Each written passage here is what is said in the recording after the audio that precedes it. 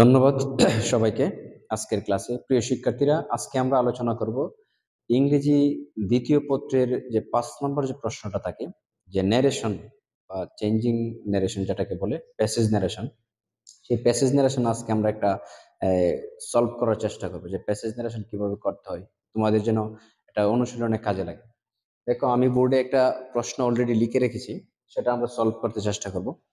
প্রথমে দেখো লেখা আছে, why are you putting up the foods in your pockets sir, why don't you eat, asked the nobleman. তোমরা মনে রাখবে যে এগুলোকে বলে ইনভার্টেড কমা। ইনভার্টেড কমার ভিতরে মানে যতগুলো বাক্য থাকে সেগুলো একজনের বক্তব্য। তাহলে এখানে দুইটা বাক্য আছে, why are you putting up the foods in your pockets sir and why don't you eat, asked the nobleman. এখানে নোবেলম্যান জিজ্ঞেস করছে, এবং কাকে জিজ্ঞেস করছে এই শ্রোতাটাকে আমাদের খুঁজে বের করতে হবে।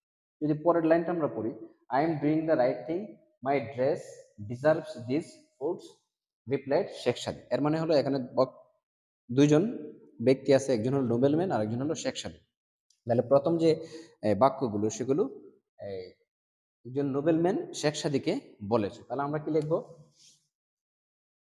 The nobleman. তাহলে যদি ইন্টারোগেটিভ সেন্টেন্স থাকে তাহলে আমরা এই আস্কড ব্যবহার করব। রিপোর্টিং ভার্ব হিসেবে আমরা আস্কড ব্যবহার করব। দ্য নোবেলম্যান আস্কড, কাকে জিজ্ঞেস করছে? শেখ সাদি।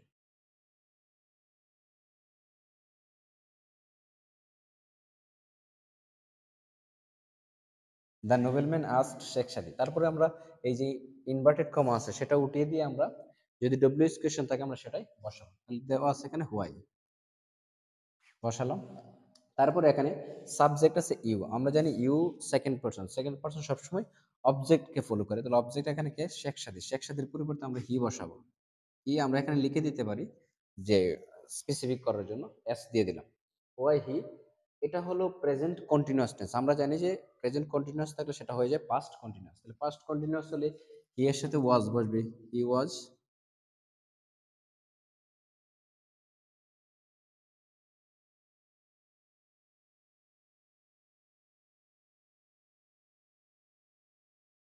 Foods in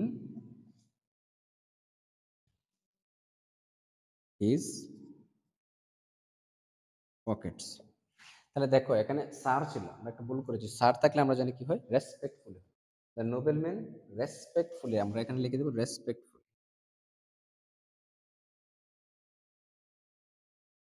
the nobleman respectfully asked Sheikh Saadi why he was putting up the foods in his pockets. তারপরে দেখো আরেকটা বাক্য আছে, হোয়াই ডোন্ট ইউ ইট। যদি একই ধরনের আরো বাক্য থাকে তাহলে আমরা লিখতে পারি অ্যাডেড দ্যাট, ফার্দার, এরকম বলতে পারি।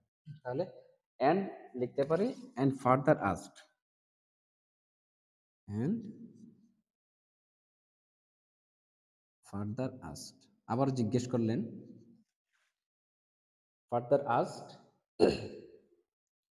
তারপরে same, why he do not হয়ে যাবে did not, why he didn't eat. এখানে একজনের বক্তব্য শেষ। তারপরে রিপ্লাই কে দিছে?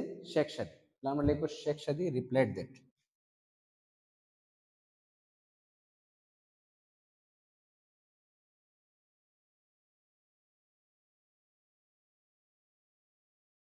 Sheikh Saadi replied that. এটা এভাবে লিখতে পারো বা লিখতে পারো ইন রিপ্লাই, মানে প্রত্যুত্তরে। Sheikh Saadi replied that I am doing the right thing. তা আইটা হলো ফার্স্ট পারসন, ফার্স্ট পারসনের সাবজেক্ট, সাবজেক্ট এখানে শেখ সাদি। তাহলে কি হবে? I, sorry he, he. তাহলে হি এর সাথে ওয়াজ বসবে, প্রেজেন্ট কন্টিনিউয়াস টেন্স হয়ে যাবে past continuous. Sheikh Saadi replied that he was doing the right thing.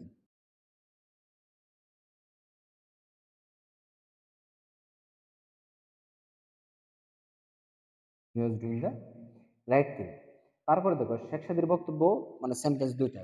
My dress deserves this foods, বলছে যে আমার পোশাকে সেই খাবারগুলো পাওয়ার যোগ্য। তাহলে আমরা লিখতে পারি and added that,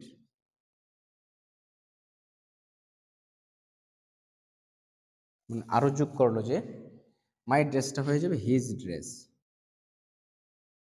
his dress, S C R B E D, deserves, S C R, my dress deserved deserve যেহেতু সে প্রেজেন্ট ইনডিফিনিট টেন্স হয়েছে পাস্ট ইনডিফিনিট, ডিজার্ভ দিসটা হয়ে যাবে those, deserves those foods.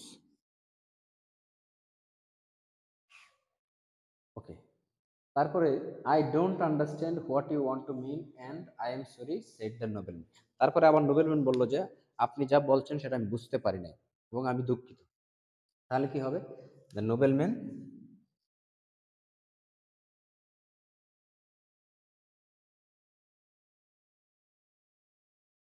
The nobleman said that,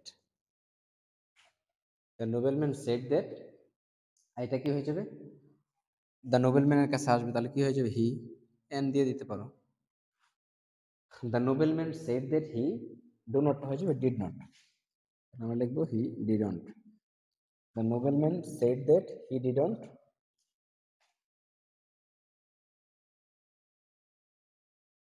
understand what, এখানে you আছে, ইউটা হলো সেকেন্ড পারসন, কার কাছে যাবে? অবজেক্টের কাছে দিলে, তাহলে এখানে সে সাবজেক্ট হলো নোবেলম্যান, অবজেক্টকে শেখ সাদী, শেখ সাদীকে সে বলছে, তাহলে কি হবে? সেখানে শেখ সাদীর পরিবর্তে সেখানে হি বসবে। হোয়াট হি, and want আছে প্রেজেন্ট ইনডিফিনিট টেন্স হয়ে যায় পাস্ট ইনডিফিনিট টেন্স, ওয়ান্টের পাস্ট ফর্ম হলো ওয়ান্টেড, ওয়ান্টেড টু মিন, এতটুকু গেল। এবং আরেকটা বাক্য আছে এন্ড আই এম সরি, তাহলে এন্ড আছে, আমরা এন্ড দিলাম, এন্ড আই এম সরি মানে নোবেলম্যান কি বলছে? সে দুঃখ প্রকাশ করছে, মানে সে দুঃখ প্রকাশ করছে, সে দুঃখ প্রকাশ করছে, আমরা লিখতে পারি হি, এখানে আমরা এন দিয়ে দিতে পারি he apologized, apologized G I Z E D, এবং সে দুঃখ প্রকাশ করলো। ওইরকম ভাবে আমরা এই যে ৫ নম্বর যে প্রশ্নটা থাকবে আমাদের চেঞ্জিং ন্যারেশন, সেটা আমরা সহজে আমরা সলভ করতে পারি। তুমি যদি বাংলা অর্থগুলো বুঝে বুঝে করো তাহলে সেটা মানে খুবই বেশি ফলপ্রসূ হয়। এবং তোমাকে জানতে হবে যে চেঞ্জটা কিভাবে হয়, সেন্টেন্সের চেঞ্জটা কিভাবে হয়। যেমন প্রেজেন্ট ইনডিফিনিট টেন্স থাকলে হয় যে পাস্ট ইনডিফিনিট, প্রেজেন্ট কন্টিনিউয়াস থাকলে পাস্ট কন্টিনিউয়াস, তারপরে আছে মডেল অক্সিলারি, যেমন শেল থাকলে শুড, উইল থাকলে উড, ক্যান, কোড ইত্যাদি পরিবর্তন। এবং কিছু স্পেসিফিক ওয়ার্ডস আছে যেগুলো চেঞ্জ হয়, যেমন দিস, আমরা সেখানে দিস লিখছি দোজ। তারপরে আছে ইয়েস্টারডে থাকলে হবে দ্য প্রিভিয়াস ডে, টুমরো থাকলে দ্য নেক্সট ডে। ওই রকম যে কিছু আছে মুখস্থ সেগুলো করতে হবে। আর বাকিগুলো তোমাদের অর্থ বুঝে আমরা সহজেই এই মানে চেঞ্জ করতে পারবো, যে ডিরেক্ট স্পিচকে আমরা ইনডিরেক্ট স্পিচে রূপান্তর করতে হবে। সবাইকে আন্তরিক শুভেচ্ছা জানিয়ে শেষ করছি। আহ, এবং সবাই পরীক্ষার জন্য ভালোভাবে প্রিপারেশন নেবা যেন তোমরা ভালো করতে পারো। ধন্যবাদ সবাইকে।